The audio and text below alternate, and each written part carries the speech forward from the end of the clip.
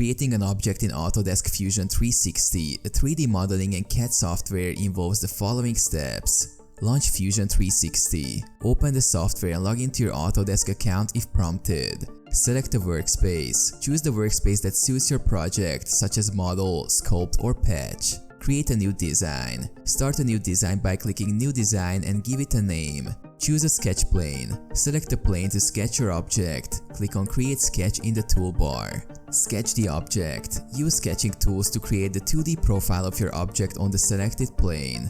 Common tools include lines, arcs, rectangles, and circles. Dimension and constrain. Add dimensions and constraints to define the size and position of your sketch.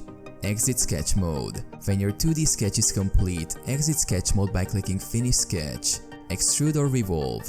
Depending on your design, use the extrude or revolve command to turn your 2D sketch into a 3D object. Specify the depth or angle as needed.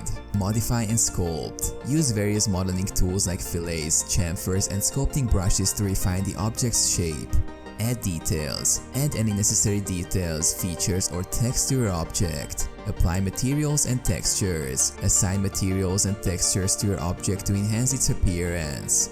Review and export. Carefully review your 3D model, checking for any errors. When satisfied, export the object in the desired file format, such as STL for 3D printing.